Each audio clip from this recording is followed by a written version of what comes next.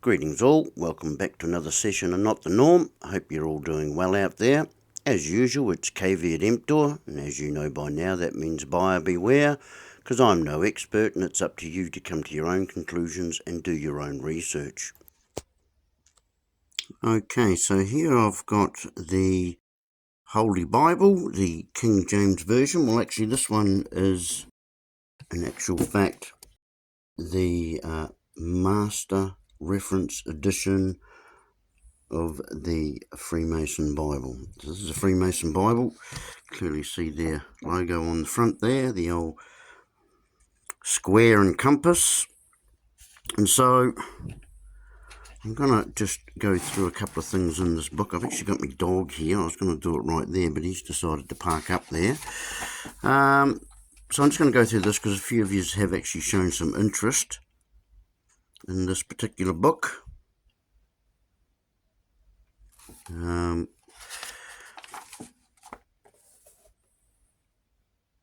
very interesting stuff there, so you guys can pause at any stage you want to there. Now here we have the builders. He's got his compass there, and you'll see the square and the trail there as well. Some beautiful pictures in here. It's a building of King Solomon's temple. At any stage you guys can pause the video there and have a bit of a look.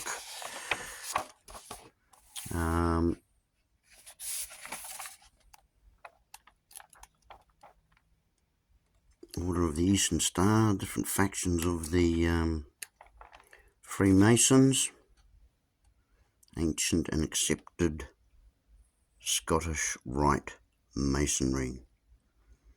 Rite there is like as in ritual, and they're very big on rituals, as we know, the old Masons. George Washington, very well known Freemason. Some of the Masonic presidents there. Try and pull that up so you can see the light. See the light. We want to see the light, don't we? So as I say, you guys can pause anywhere here and read the texts as you wish.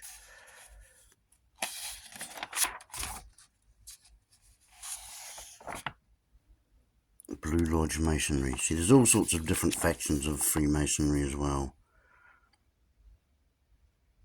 Questions and answers with pertinent information relating to biblical words, phrases, characters, events, and places associated with the ritual and teachings of Freemasonry.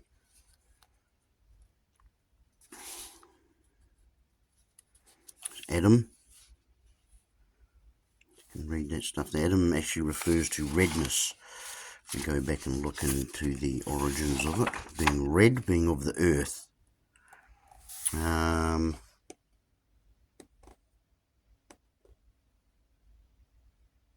Again, you guys, if you're able to, can stop there and read anything you want. I'm just going to read this particular one here. This is the Universality of Masonry. What is the territorial scope of Freemasonry?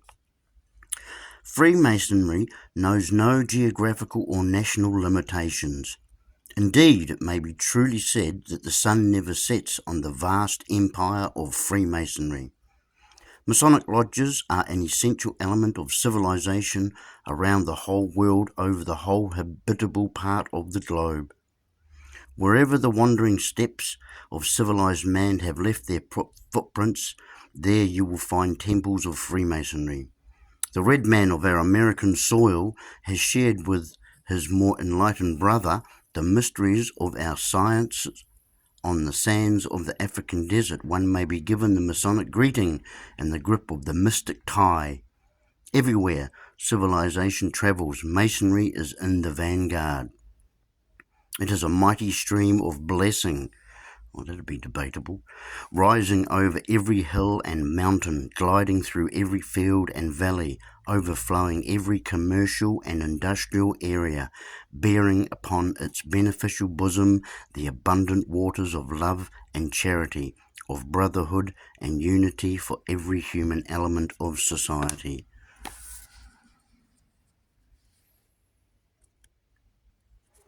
So they're everywhere. They've infiltrated everything. They're ubiquitous in all levels of government. This is Jacob Wrestles with an Angel by Edward Jacob von Steinle. So as I say, there's some beautiful pictures in here. Amazing book. Incredible book. Exodus, Genesis. It's got them all in here. All big print too, which is good for if you're like me and can't see so well without glasses. What happened to the 12 apostles? Andrew, Bartholomew, James, John, Judas Iscariot, Matthew, Peter, Philip, Simon, Thaddeus, Thomas. Yeah, very interesting stuff. I've got a couple of... I'll just flick through it here, I suppose. See if we can have a look at some other pictures. There's some there. There's one.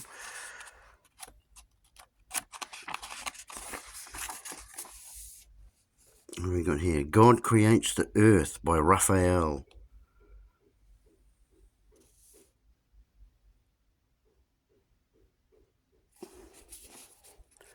Of course, there's all sorts of debate going on about the actual shape of the Earth.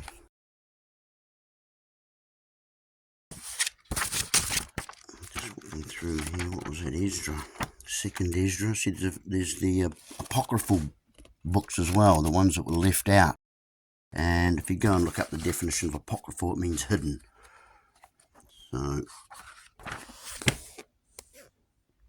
So this is Abraham and Three Angels by Giovanni Andrea de Ferrari. This one here, looking at dog, you're going to have to move. This one here, oh, it's not very bright, is it? Is The Ark, Dutch School Artist Unknown. Now, there's a few discrepancies with regards to the Bible, and I'll go through a few of those. But I just wanted to show you the actual book here. Jacob Wrestles with an Angel. Oh, we did that one, didn't we? So I'm just going to scroll through another couple here. I think we've got something else marked there.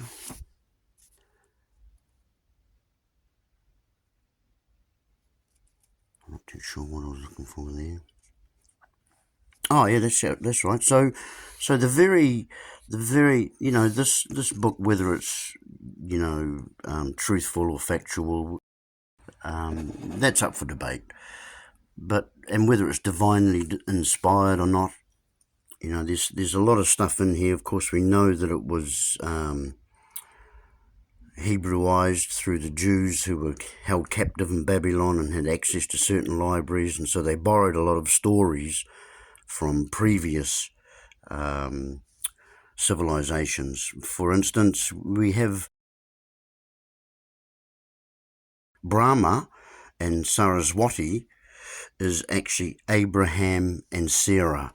They're the same story, but they're written through different lenses and different epochs, and so this is what we have a lot of going on in the Bible. But in saying that, in the very centre of the Bible is this particular psalm here, Psalm 118, is the middle chapter, and the actual middle verse that we have of the whole Bible is number 9 of Psalm 118. And it states there, "It is better to trust in the Lord than to put confidence in princes." Princes meaning man, of course. So it's better to have faith in the word of the Lord than it is to have faith in the princes. What am I doing there? Got that one marked for some reason.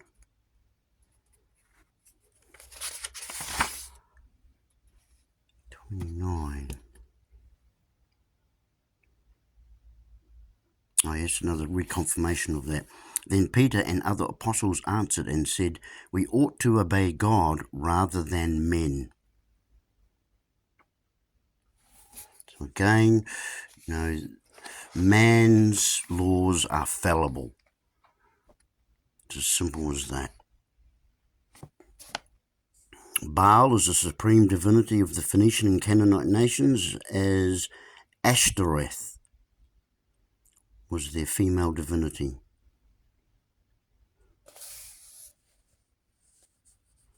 Now, of course, there's Ashtoreth there. Again, just very, very interesting stuff. And one of the last ones I had here to show you was, where did I find that? Is that the front, was it?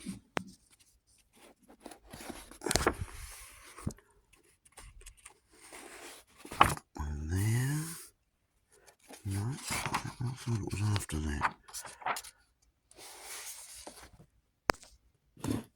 Well, let's have a look back at the front here because I've lost it. The one I was actually looking for. That is with regards to...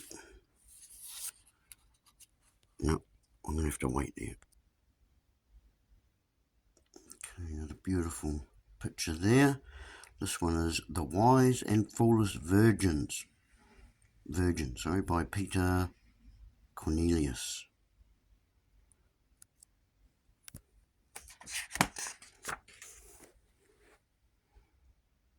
The Widow's Mite. I guess it's a wishing well there.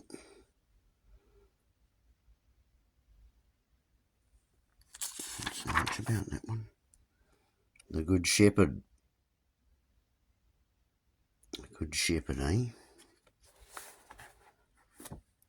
To shepherd all the sheep. Get the sheep moving in the right direction. Okay, now this one here is probably the most interesting one we have here. So, a guide to the laws of the Bible. In order to make available the light which the Bible throws upon the problems of human conduct and responsibility, the following compilation of the laws of the Bible is offered. Since the Bible is the foundation of the legal systems of all civilized nations, it is highly important that those matters be made accessible. Again, since the Bible is the foundation of the legal systems of all civilized nations, it is highly important that those matters be made accessible. So there you go. Pretty much states it pretty clearly. And as I say, this is in the Masonic Bible. Of course, it's got some maps in here. Interesting old maps of the biblical areas. I suppose I should put it that way for you. Voyage to Rome, St. Paul's journey, Palestine in the time of Christ,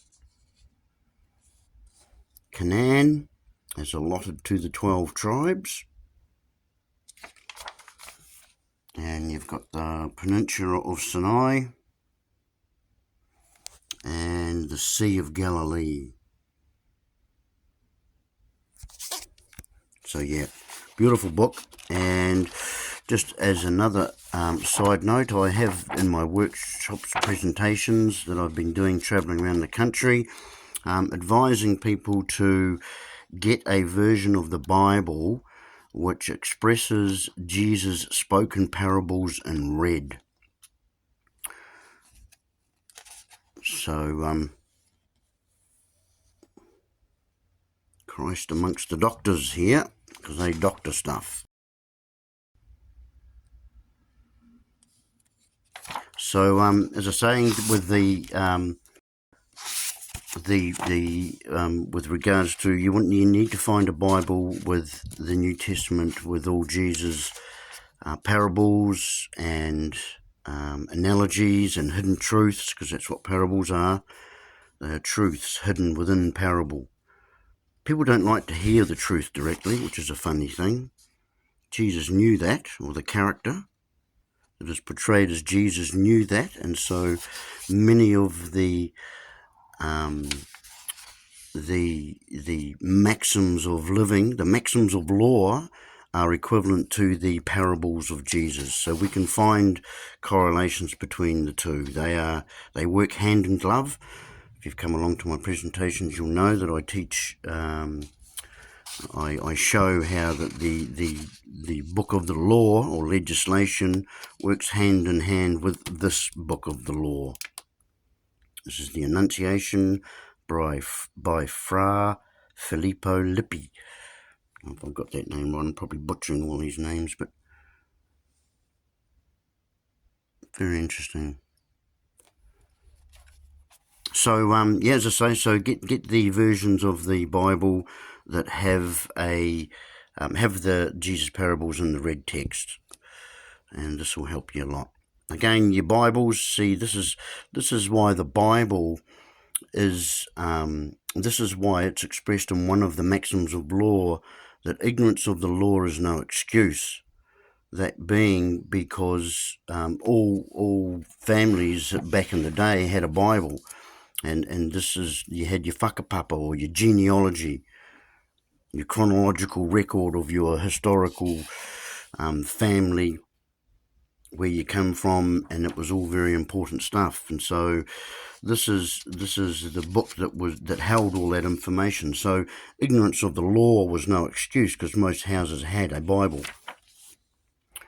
Again, these are records, recording information, children's register there, genealogy record, important events in our family's history. So that's what usually it was in the first pages of the Bible. So this is the Old Testament. You won't find any of Jesus's parables in here. They're all in the Second Testament. So I encourage people to go out and get a King James version of the Bible, the one with, as I say, Jesus parables in red, and really, anything in between. We have the Alpha and the Omega, which is Genesis and Revelation. And these are the ones we really only need to concentrate on, because everything else in between has been Judaized and Hebraized. So, in my view, well, it's not actually only in my view; it's historically proven. So, I will go over some of the discrepancies that are found in Genesis, and I'll see you on the next one. And remember, if you like this content, please don't forget to like, subscribe, and share. Thanks a lot.